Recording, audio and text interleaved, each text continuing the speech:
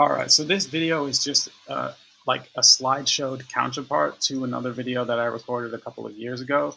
But I thought I wanted to just return to it and just to put some data there so you can see that things I'm saying are true.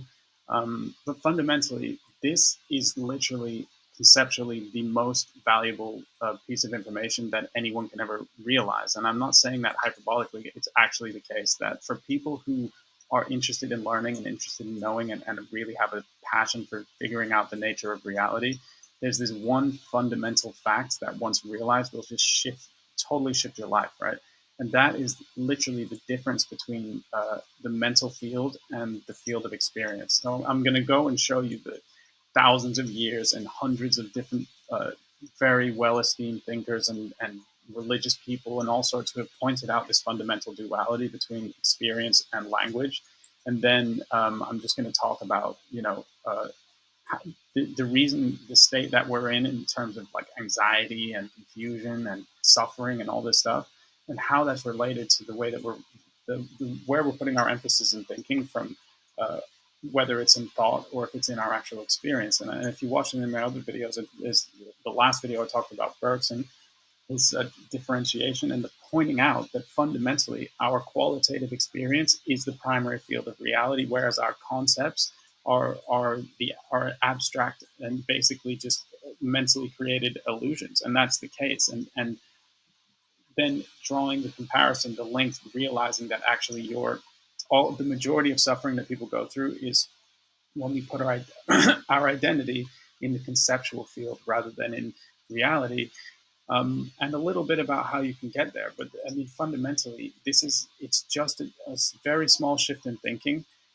It's just a shift in emphasis and focus of where you put your thought, the emphasis of your identity. Do you put it in your experiential field or do you put it in your conceptual field? And that's what is like basically all spiritual training and all these contemplative practices are essentially about returning back to the original field. Like they say, the motion of the Tao is returning, right? That's what they mean. And, and I'm just going to go through to show you how this is a recurrent theme, and then I'm just going to explain what it's like, because for me, this is the most important thing. Like, this is the life-changing thing that comes from knowledge, where the people have the eureka moment and they're these fucking geniuses doing all this crazy stuff. It's this moment of realization and then the shift of thinking that allows your mind to become like hyper powered, and your life to be much more enjoyable and enriching and fun. So like, this is the two minds of history, as AI named it, and I'm talking about the difference between the two fields of experience, like as Bergson describes it, but I'm talking from my experience. Okay, so enjoy.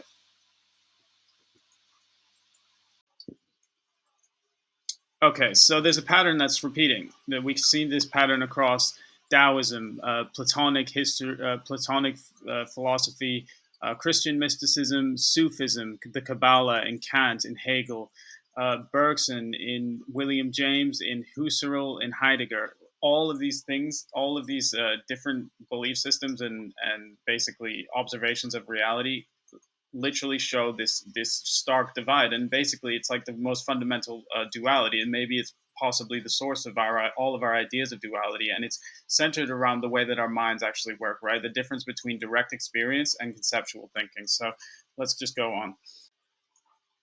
There's literally hundreds of different ways of there's hundreds of different language based ways of describing this, but fundamentally what we're talking about is the structure of the mind, right? The difference between our direct experience of reality and the way that we conceptualize it. So the field of thinking, and this is again goes back to the last video when I looked at Bergson, because he just explains it really well, which is the difference between our qualitative, direct, and active experience of life versus the way that we conceptualize and theorize upon that based on the structures that we develop within our minds. So it's basically the real experience of life versus our conceptual framework that we use to our memories and the way that we abstractly build concepts to describe what's going on, that we can use those concepts to manipulate, and we can try and it's for construction. Our conceptual frameworks are for construction, for action, for living, and for planning and all these things versus the direct experience and our memories of our direct experience. And as we'll talk about, just a very different way of interacting with reality within our minds as well. And that when we take this on board and we begin to um, move back and forth between these in a different way rather than focusing only on our language, then our ability to understand, our ability to act, our ability to live our lives drastically changes. Okay, so in Taoism, the difference is between Yuan Shen, which means our original nature, and our Shu Shen, which means our intellectual nature, right? So they talk about it really deeply, and basically a lot of the practices, the idea of internal alchemy is they say that we're 20% Yuan Shen, 80% Shu Shen as a normal person, and the goal of internal alchemy is to flip that. So you're 80% original nature and 20% intellectual nature. So when they describe the original nature, they're talking about Buddha nature, the idea of a peace, understanding, harmony, love, but also the connection to nature, the ability to really understand what's going on. So when you sit and you just observe things, that there's a part of your actual observing capacity is being it's the your unconscious is it's like the unconscious that's continuously and constantly absorbing all the information. We have this literal palpable understanding of how things work, and when we try to translate that over into language to describe it, can become quite difficult. You can have insights that are so profound and deep, yet in order to translate that into words that make sense on a practical level is extremely complex, and it can take thousands of pages to describe something that you can literally sit and observe uh, and move through in seconds in your mind. So this is the difference, right? This is the real understanding versus its description in language.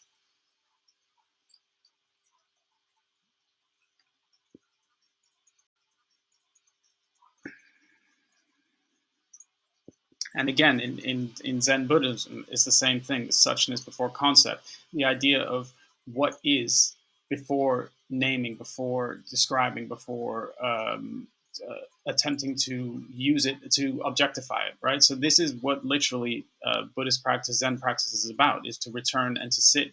Meditation, why it seems like a relief these days for people is that we literally force ourselves to spend time in the actual experience of life rather than the constant describing and labeling and naming and planning and all these things that are a form of thinking, but that are actually the secondary form rather than the direct experience of actual life. So again, this is Zen Buddhism. We talked about Daoism. And as you'll see, this is something that continuously is repeated through history in all of these traditions that bring people a lot of interest in, that are considered, the deepest understanding of the nature of reality. All of them are saying the same thing. It's the same in Greek philosophy, in Plato, Aristotle, and Plotinus. They all have different names, obviously, but again, all talking about the same thing. I'd like Aristotle has an idea of learning to read the book of nature, which is basically the task of the philosopher is to reconnect with this understanding, this ability to understand the way that things happen. And reading the book of nature is the same as returning to the Tao in Taoism. It's the same as the kingdom of heaven in Christianity, for example.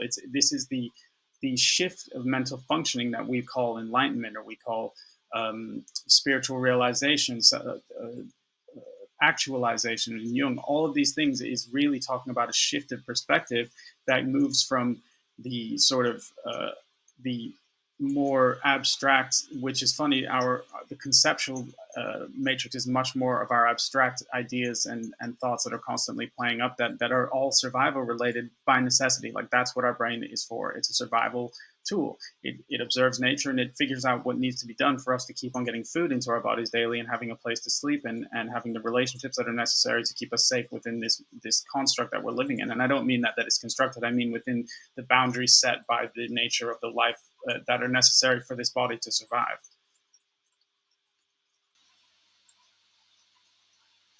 And as we move to more modern times, we have Kant, Hegel, and Bergson all mention this. Maurice Merleau-Ponty, Heidegger, and the majority of the most profound and well-known philosophers and thinkers have mentioned in some way this fundamental duality. Right? Hegel called it reason versus understanding, and Bergson used intuition versus intellect. But fundamentally, what we're talking about is the difference between the actual knowing of something and then how we describe it. The knowing is far more rich, far deeper, and far more profound, and also is real versus our conceptualization of it, which is the only way we can communicate it in the language we use. I mean, of course, you can draw things. That's a different. There are different ways of communicating our contact with reality. But when we move into the realm of abstraction, language, conceptualization, we are dealing with something fundamentally different. So the fundamental point of all this first introduction is just to show you that this is something that's just been repeated through history immensely. Okay, and this is a reality. There's also the left brain, right brain stuff, which I don't want to get as much into, but we at least know that there's a fundamental, there is two modes of functioning, even from a physiological level. But what I want to focus on now is how this is used and how literally there so many practices are focused on shifting the perspective into a different way of being, and how that different way of being is what unlocks these sort of things like all the stuff you hear in modern woo-woo stuff, even this talk of cities and sort of spiritual abilities. All of this comes from the type of disposition of mind whereby you enter and interact with this larger field of information, which is just a complementary mode of contact with reality.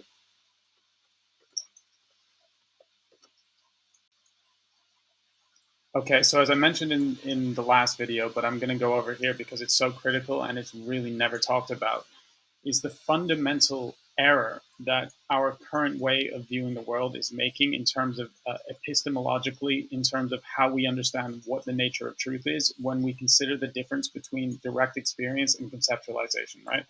Um, Alfred North Whitehead put it really well. There's two concepts, right, that come from one of his books. One is the bifurcation of nature, which is the division between our experience and concepts. And then the second is the fallacy of misplaced concreteness, whereby he's saying that we apply the truth value to the concepts, where the reality is that the actual truth is in our experience, which is much hard, which is incommunicable in a way, but it's experiential to everyone. So Bergson put it even in a more sort of technical way when he talked about the two multiplicities of experience, right? He literally went down to the raw data of experience and to observe what was going on. And he's not the first; he's just the first person to do it as a Western philosopher with any sort of authority within the academy, right? So this has been discussed for thousands and thousands and thousands of years because it's the truth, which is that at a fundamental level, the true data of our experience is 100% qualitative. What that means is that when you actually observe your experience, what you have is a blended whole of qualities that includes colors, shapes, feelings, time perception, all these different aspects that we basically navigate through by shifting our attention.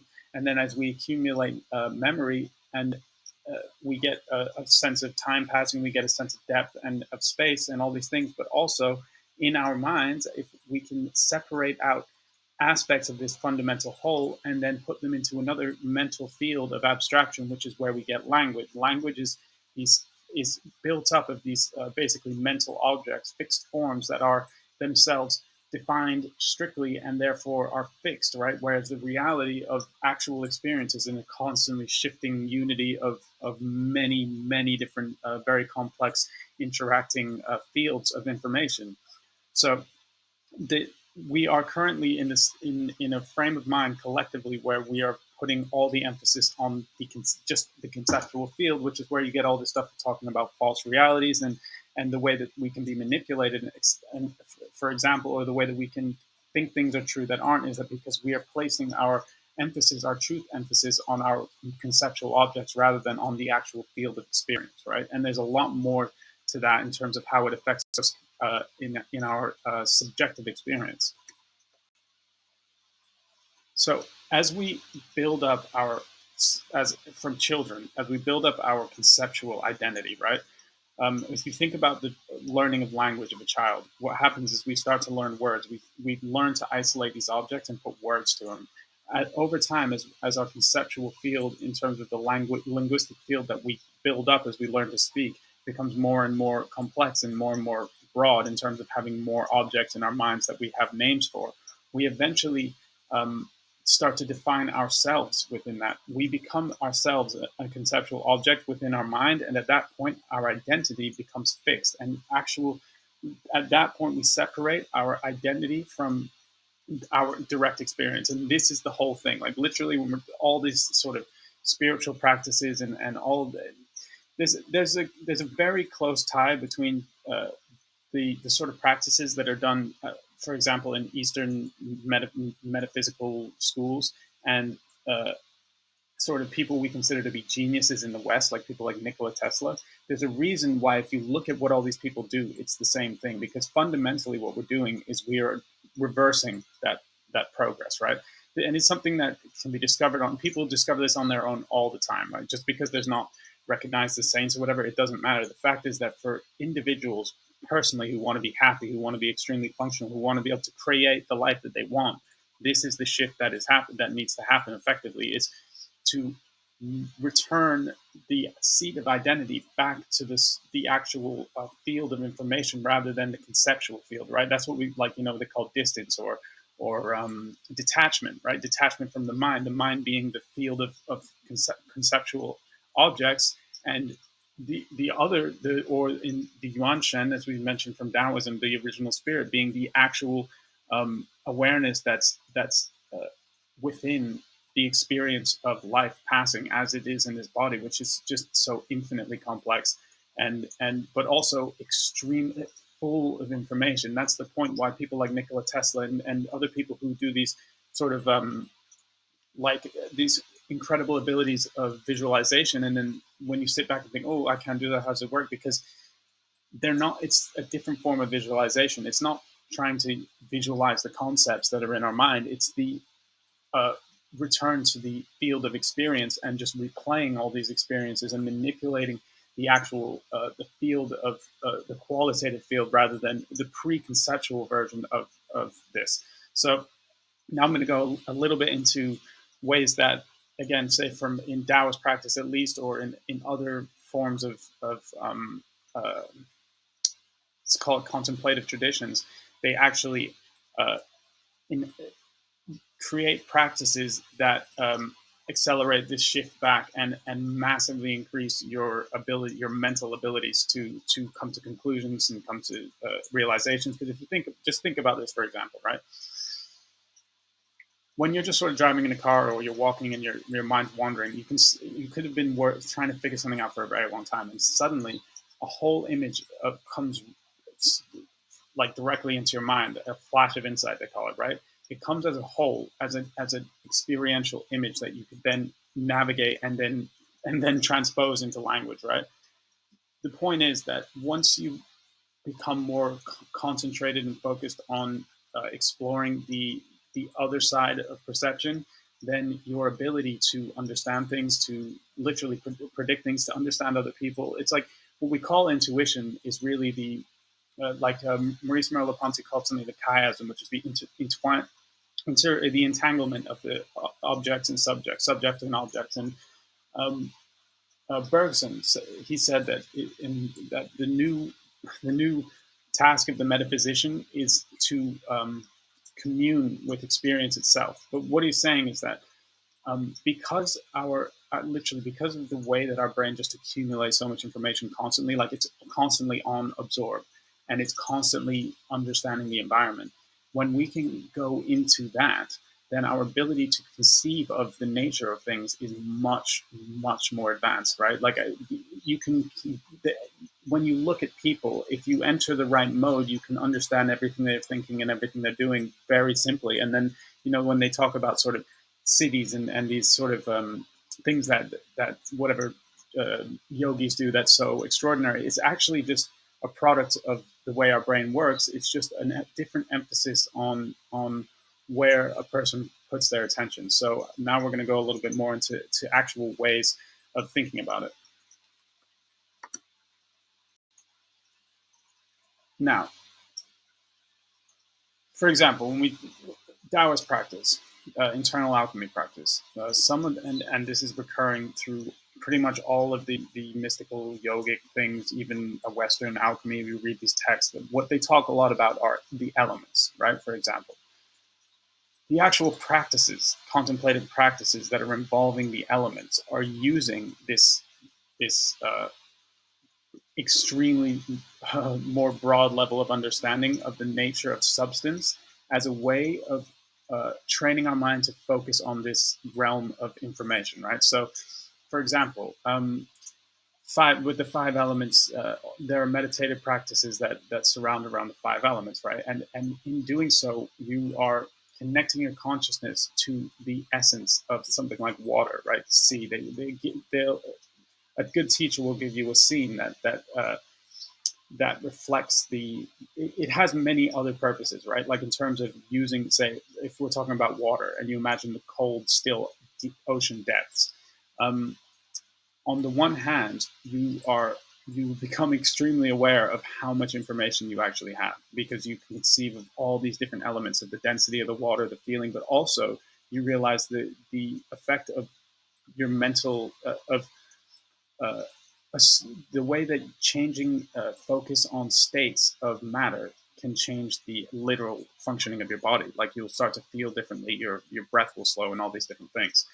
Um, but through that, you will also begin to realize all the metaphors that are associated with these core essential substances, like the cold stillness of water, or the growth and the movement in wood, or the the essence of fire.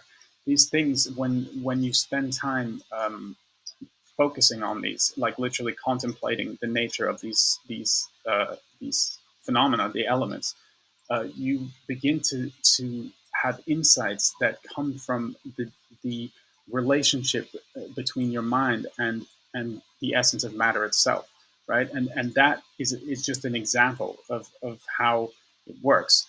Um, all the sort of meditative, like what we call mindfulness practices, right? Like just watching the thoughts. That's just the first step. Like that's very basic stuff. But what you're doing is you're actually seeing the mental field going, right? That is very different from the qualitative field of the embodied knowing of the nature of, of the essence of reality, because it comes within a different form, right? Our body is literally connected in a what's the word, palpable, in terms of feeling.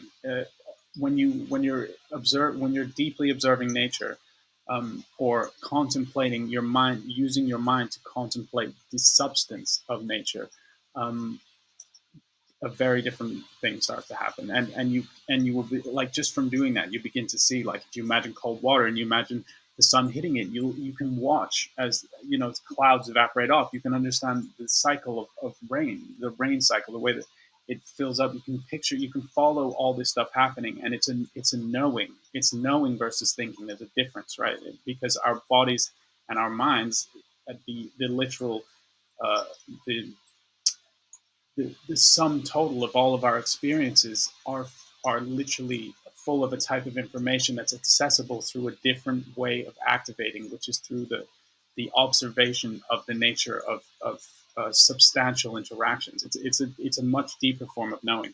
But my point being that these sorts of practices are what actually begin the process. Although, in reality, many people do this anyway. Like this, anyone who's decently good at understanding philosophy will be doing this.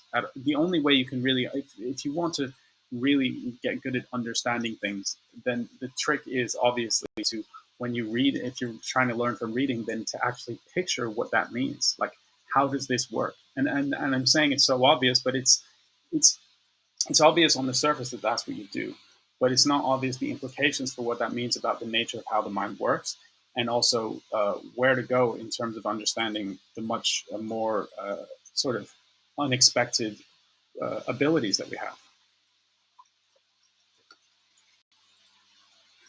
Okay, so all of the sort of teachers and mystical people, spiritual people, talk about living in the moment, right? They talk about disconnection from identity and detachment from the mind and all this stuff. But really, what essentially they're talking about is the return to being the observer within the field of qualities as they change, right? Um, and that's effectively what all the practices are aimed to do. And how does that look, or how does that feel in terms of, like, as you right now? It's I think the biggest shift is the recognition that all words and all language are literally just mental objects. They're effectively illusory. Like, there's all these, literally, you can find a million tropes of the difference between knowledge and wisdom, or thinking and knowing. The difference is the experience of it, right? So when it comes to the actual process of the shifting of your mental activity, right? What it comes down to is the de-emphasizing the value of thoughts, and uh, intentionally emphasizing the experience of life, right? And within that, there's a different type of thinking that comes in. And when you start to, it's Carlos Castaneda, even in Tales of Don Juan, he, which is like about some kind of shaman, mystical magician guy from Central America, from Mexico. Uh, he talks. One of the trainings that they say for sorcerers, which is, it's effectively, it's all this stuff. It's mental training. It's the ability to overcome the physical body, to be able to control your physical states and all this stuff. They just have different names for it. One of the core trainings that he uses, or he says to this guy, is you have to learn to think without words. And that is effectively within the realm of this, and it's really good advice. The thinking without words is living, primarily activating this different type of knowing, the living within the observations, and the recognizing that you only know what you've experienced, right? Fundamentally, knowledge is that which is experience, which lives within its field. That to in order like When you start thinking without words, or if you start focusing more on the experience and the real qualitative dimension of your mind, then when it comes to getting stuff done, when it comes to doing anything, it creates a different kind of visualization that makes action so much more possible, to the point where it seems like it's almost like a magic trick. When you look at people like, even like Sadhguru, I think is a good example of someone who does like this extraordinary amounts of things, basically with zero stress, and can manage all these different large scale projects, but in a way that he's not stressed about it. It comes down to the same form of thinking, which is the literal, because it comes from a place of knowing, because it comes from experience. When you when you conceive of things to do, you're just putting, you're just looking through what's possible, and then putting that at the forefront and acting on it. And it takes away all the extra overthinking and all this stuff. It just becomes, everything becomes much more focused and targeted, and doubts, all this sort of stuff begins to vanish, because you're only living in the field of the real, which is what you know through experience, that lives in your qualitative um, bank of information.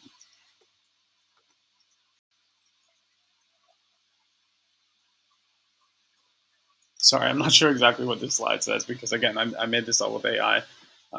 Because I know this stuff. I'm just trying to share it because I know it has value. Because this like, there's so much nonsense going on in what people are saying, and so many people are trying to make money off of all this stuff. When the fact is, it's all very straightforward, and it's literally, it's there to be done, and it totally can change someone's life. So I'm just going to sum it up, right? Um,